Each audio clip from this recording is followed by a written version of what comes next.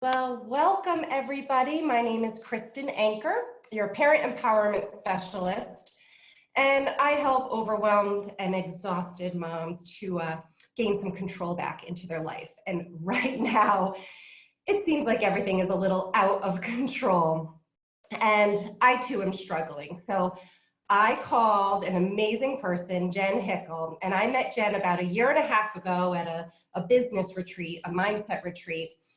And this woman knows some tricks. So she is not only a successful business owner, she owns two businesses, and she has homeschooled her children all the way through. So I would love to turn it over to you, Jen, and if you could just introduce yourself and tell us a little bit about your journey and what you do, but then also we're dying to know, how are we going to do this? How can we have a business and how can we do work and have kids at home? Yeah, thanks so much for having me on here, Kristen. And it's just my heart and passion to encourage and help moms just like you. So it's a perfect match. And I'm so happy to just have this time with you guys today. So I live in Minneapolis, Minnesota, and I own Rogers School of Music. We have over 600 students that come weekly for lessons. And in midst all of this turmoil and the coronavirus, we have had to pivot our business and go 100% online. So it has been crazy, but all of our students are still taking music. It's a bright spot in their day. They still get to see their teacher on Zoom, and I'm so grateful. So in addition to my music school, I am a marketing and business coach for other music schools and other local business owners who need to use the power of online marketing and Facebook to have a steady stream of clients. So yes, I have homeschooled since the beginning. I swore I never would.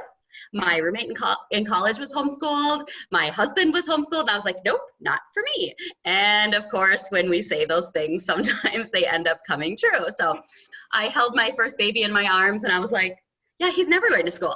And that was, the seed was planted, and I wrestled and fought with that. And I sent him to preschool. And then I was just like, forget this. It's actually going to be way easier if he's just home with me. And then he ended up having severe dyslexia. So I could never get off that train. I was like, you know what? I have to teach him at his own pace. I have to do it. It's working. I know the schools have amazing support, but I felt like I started the journey and I needed to finish it.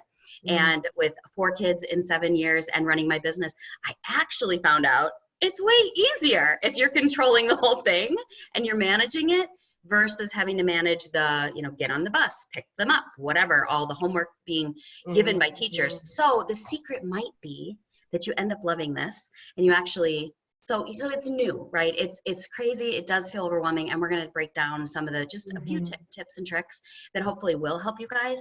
But I love this life. It's been absolutely fantastic. And if you want to know more, I'm just going to throw it in now. I wrote this book, Happy Kids, Growing Biz, how I took a side business to 6 figures while homeschooling. And that 6-figure business has turned into 7. And I love helping people, encouraging them. So that book is on Amazon. You can just download the Kindle because I don't know if Amazon's going to ship it right now. But lots of practical tips and tricks. But I think the biggest thing, Kristen, that I want to tell your people today is it's just like when I went on a trip to Mexico. I'm not from Mexico. I don't speak Spanish. I don't know that I even want to live in Mexico, to be honest, right? But you are visiting homeschooling right now. You have an opportunity to visit this new world, and I am not here to be the annoying expert that's like, here's how I do it, and here's how you can too. Nobody needs that right now. But I am here to encourage you and give you just a few things, like a shortcut, basically, like that took me years to figure out. Let me just throw you a couple, okay? Right. And they might just be something you can quickly implement. Just like when I went to Mexico and my friend said, oh, you've got to go to this restaurant. I know it's weird. It's in a garage. He does it after he gets off work, but they are the best tacos in the world. And they sure were, right? Or you've got to go around the other side of the island. That beach is the best. So I kind of want to just be like a tour guide today and give you guys just a few ideas that hopefully will bring some more peace and calm. But I'm not here to be like, I have all the answers, because I do not. And the homeschooling community is reeling as well, because we're used to being able to go to the library and take our kids to theater class and be super social. I mean, the stigma is that we're not. Oh, we are. So now we're like, oh, we're stuck at home too.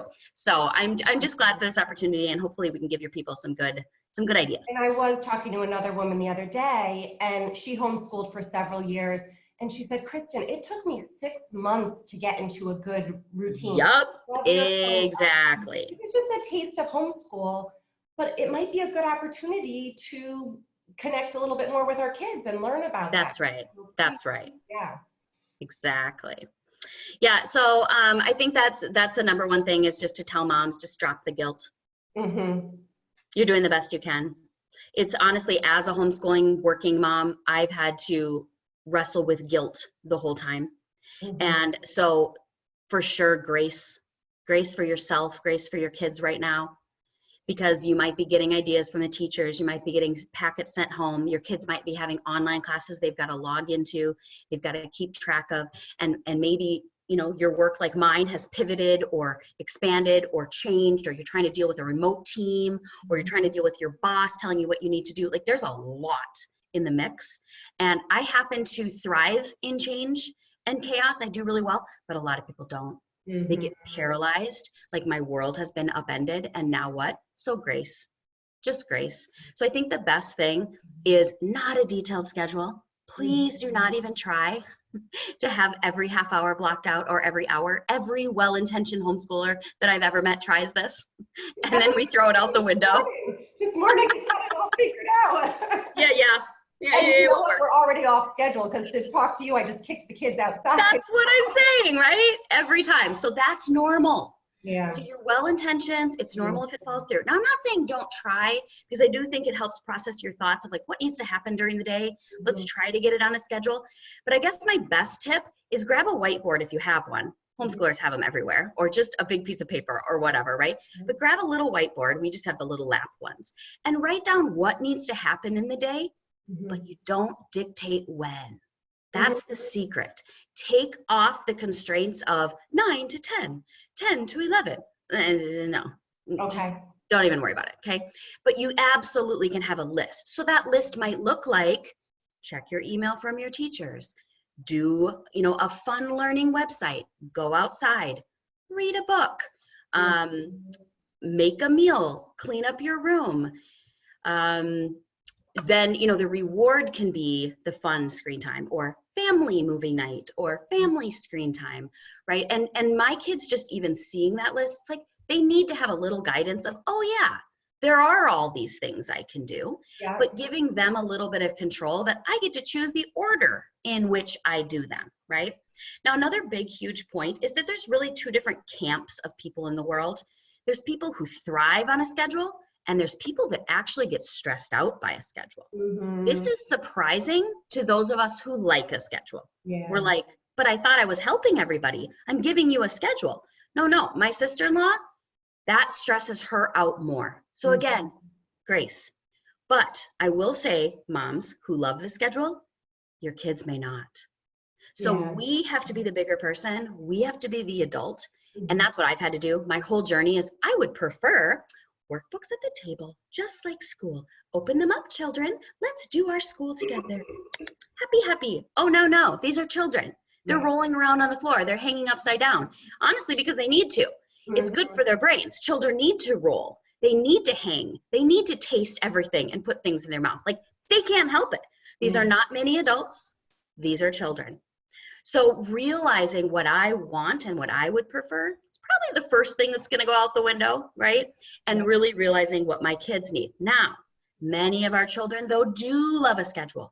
They're used to predictability in their school. They're used to changing classrooms. So they're going to look to you to go, what are we doing today, Mama?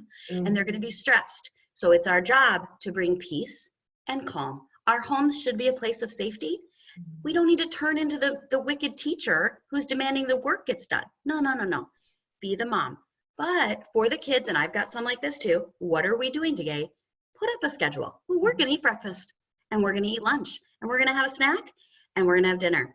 In between, here's another list. You can go outside, you can read a book, you can be on your screen, you can get to your schoolwork, you can jump and exercise.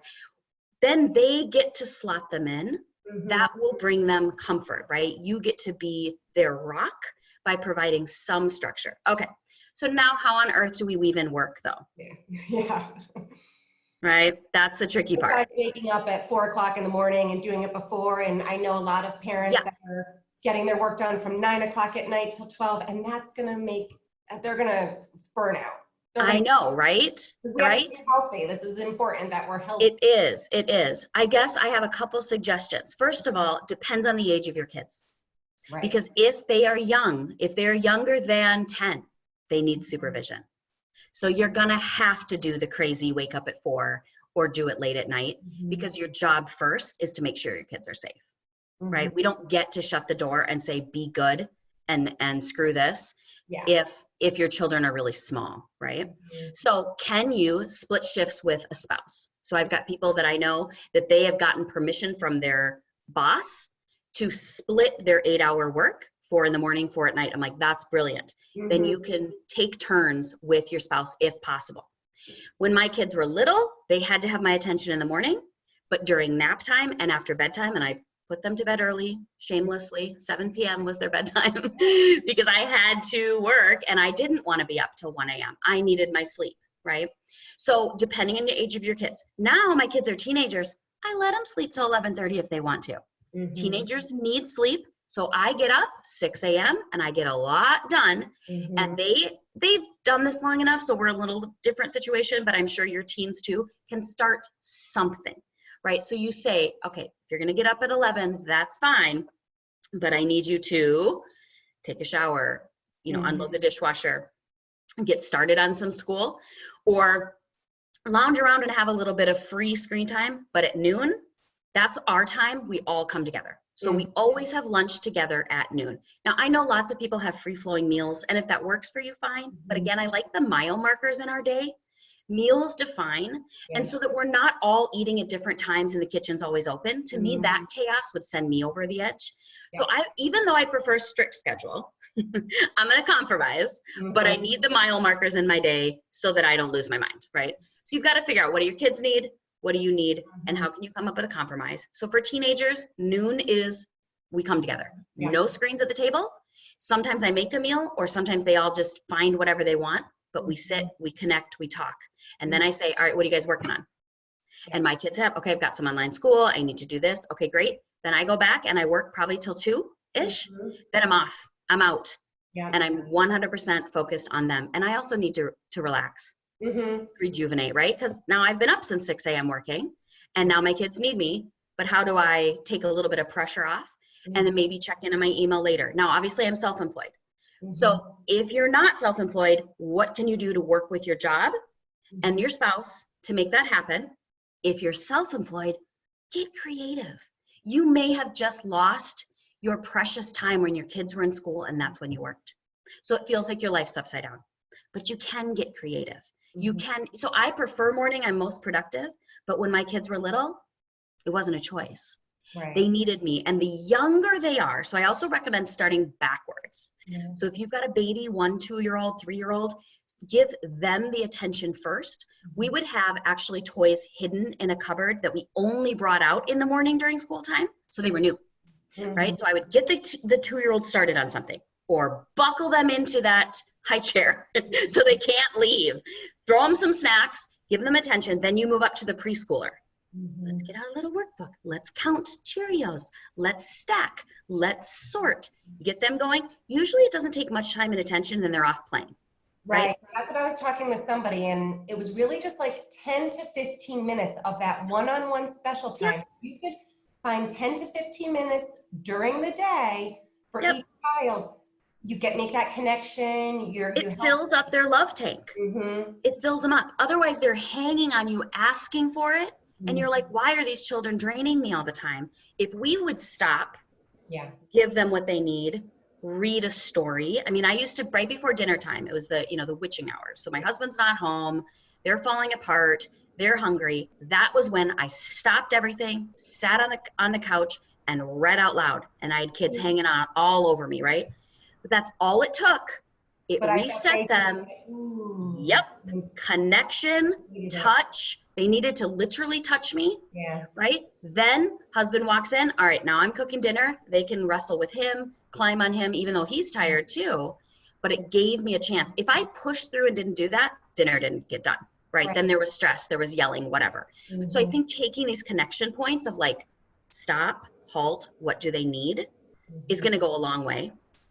And adjusting your work schedule, right? So maybe not what you prefer, but getting them set up and then saying, and I mean, I'm an introvert. I need alone time, especially working and schooling here with all these people. Like, there's a lot of them. Every time I turn around, there's another child. Like, haven't I already talked to you? Like, oh my gosh. And we have family text trails. And so like, at least I can text them all at once. Like, I need some systems here, because otherwise I feel like, it's like 4 times I've got to say something where we'll be like family meeting. We all come to the kitchen. Let me tell you guys what's going on. They're very used to that. But I will just flat out say, Mama needs alone time. And I go and I shut my door. And obviously they're older. My husband is here, so that's safe, right? Unplug. We've got to fill our own tanks, or we have nothing to give. So I don't know. I mean, I feel like I threw a lot at you, but was that helpful, or what other thoughts do you have? It's so helpful. It's so helpful, because that's a few of the points I've already talked with some of my parents about it. And the one thing I did say, and for me personally, what I'm doing is having my own morning ritual first. Yep. So that I'm filling up my bucket. I'm having those gratitude. And I haven't always been consistent. The past 2 weeks, I have woken up the same way every morning. I've done my breath. Nice. I'm really, it's helped me so much, and making sure to get my meditation in. Not getting as much exercise, but now the weather is beautiful. So we're getting there. We'll get there. That's right. And I found too that I did kind of have a whole schedule out, because I felt like that's what I needed to do. I really feel good about you saying I don't need to do that, because I stress out over a schedule. I don't work. See? But what I did find is, maybe if I have like a work block time of 90 minutes or so in the morning, let them know, like, this is our time, we're going to focus. And then that's my time to be on them. Yes. And then have another work block time right after lunch. Have you ever done anything Absolutely. like that? Oh yeah.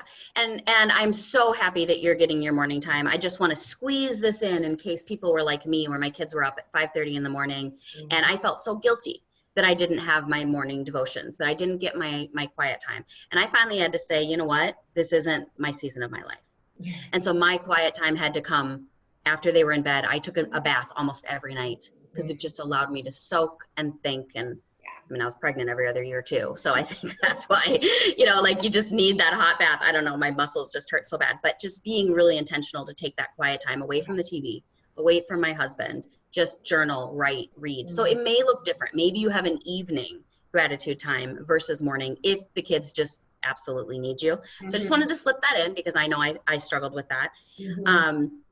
But I would say absolutely I worked in blocks, and that's what I talk a lot about in my book. Is where can you have these chunks of time? And here's the deal, I reevaluate every 4 months. It never is just set, because my kids keep changing. I'm like, if they would stay the same age, I could figure this out, right? But they don't. They get older, they have different needs. I have found that 12 and 15 are especially needy. They're going through a lot of changes, and so they require more attention than I originally thought. I thought if I could get through babies and toddlers and preschoolers that I'd be good. I trained in Montessori for 3 to 6 year olds, and then I was an assistant head of school at a large school with middle school age kids. And we talked so much about those 3 to 6 year olds being so similar to those 13 to 16 year olds. It's true. They go through so much developmentally, and they need you, but they're also forming the person they're trying to become. So it's this balance. It is. And it's not convenient. I found that teenagers are not convenient. You have to be ready when they need you. Where I did feel like my preschoolers, my toddlers, 3 to 6 year olds, I could more schedule. They were more predictable. Their nap times or their quiet time. Teenagers, you never know. And I want to be able to do that. So I want them to know I am literally on a meeting call right now. I am doing a coaching call right now. I am unavailable, but I want them to know that there's plenty of other times that I am available, and they will often just say to me, can I talk to you? Okay, I drop everything, go in my bedroom, because whatever it is, it's big to them right then. And pushing it off and waiting helps no one. So even if I'm already ready to go to bed and I'm like, so at this point, my teenagers tuck me in, right? They come to my bedroom and say goodnight because I got to get my sleep. Go ahead and sit up and watch The Office with your dad. I don't care about The Office because I'd rather get up at 6 a.m. and start working. So we've had to shift that a lot, right? And again, it depends on the age of your kids. But at this point with teens, they'll come in and I'm expecting just a good night. Sometimes it's, can I talk to you? I'm like, oh boy, bye-bye sleep, right? But I have to be there for them. So especially in turmoil of what's happening and what's going on in the world, and I'm maybe missing prom and I'm missing graduation and I'm missing this trip. I mean, there's a lot of grieving going on. So again, back to grace. Be the safe place for your kids. Communicate with them. Keep tweaking every day. Just keep trying a little bit different and seeing, do they need the structure? Do they need less structure? Do they need the mile markers in the day? Do they need some guidance? Or do they need you to ease up? Right? And also, there's a lot of criticism of people saying, I can't get my kids to focus. They're just chasing the shiny object on YouTube. Do you know what they're watching on YouTube? Because my kids have taught themselves a lot of science and all kinds of cool things on YouTube. So don't be so quick to judge. Don't call it screen time. Try to figure out, is it mindless entertainment? Is it learning and education and going down a rabbit hole that's very specific to a topic? You know, what is it? Is it learning, right? The teacher sent home a packet. We can't anymore say, screen time is only 1 hour a day. Our world has changed, especially in this moment where now all the teachers and even the dance teachers are saying, watch this video. You know, you need to log into this Google Hangout and attend class. Can we call that screen time? That's not even fair, right? Because then we're like, oh, that was your screen time, so I guess you don't get any more tonight. Really? Okay, then moms, we can't be on Netflix either. I know. And it's interesting because I'm not super tech savvy, and so I am kind of like a stickler with, okay, only this amount of screen time. And I love that you say grace, and I have to give myself that grace too of like, you know what, times are different. And it is. I think too, I have to think of myself as I'm not their teacher. No, that's right. That's and right. to be supportive of them, because I did have a struggle just this morning with my 8-year-old, and I was pushing her. I was like, we got to do this math. And I'm like, why am I being this way? Yeah. And I think too, like our stress is coming to it. So you made me feel better. So I really appreciate that of giving ourselves some grace. And also I like the flexibility of having like the whiteboard every morning and kind of talking with all 3 of them. So I have 3 kids and everyone's going to have a little different schedule, but for me, the time blocks are probably going to work just so I know, like, okay, we're at least doing some academic stuff in the morning. And right after lunch, I'll have their attention. They'll feel good after eating, and we'll get a little again. And then, you know, that's right. I love it. Opportunity to go outside, to do walks, and check out YouTube and discover something new. And I love it. I need to give myself a little slack there of like, you know what? They're in a different time right now. That's right. My son, he's only 5, and he loves to watch these baking videos on YouTube. But I'm like, this is amazing. He's going to be someday. That's right. They learn so much. And I just, another thing I wanted to throw in is you can absolutely give them chores too. Because when the kids have to work through a list, they're very motivated to get to the fun screen time or something. When you say, I need you to vacuum the floor, I need you to push in the chairs. I mean, when my kids were little, that was a job because I felt like the chairs around the table were constantly out, right? So wash the table, vacuum the crumbs, push in the chairs, empty the dishwasher, bring your laundry down. At this point, my kids are trained, they all do their own laundry. So that's awesome, right? And that's how I've been able to buy work time too. When I'm like, do your list. And frankly, I kind of don't care if they're messing around and playing with each other. Yeah, because that's good too. It just buys time. So, you know, you can say, clean your room. And if they're messing around, like, don't get upset. Go get an hour of work done. It's fine. They can get off track. They're kids. Right. Oh, and that's the thing too. My 2 daughters, they're just under 3 years apart. And there's been a lot of bickering. And yesterday I was about to yell at them to like get off the iPad. And they were like sitting together, snuggled, watching something fairly educational. And I'm like, Right. There zip we it, go. That's right. Leave walk it. right by. That's right. So, like these opportunities for them to be together and connect. And That's right. as a Montessori educator, I'm like, this is my opportunity to get them doing their work, purposeful work. So Sure. I would recommend for parents to write down all these like ideas of what is some purposeful work that they can do, and then take time for training and train them how to do it. Sure. You know, train them to do these activities where we're all working together. We're a family. We're going to get through this. We've got. That's right.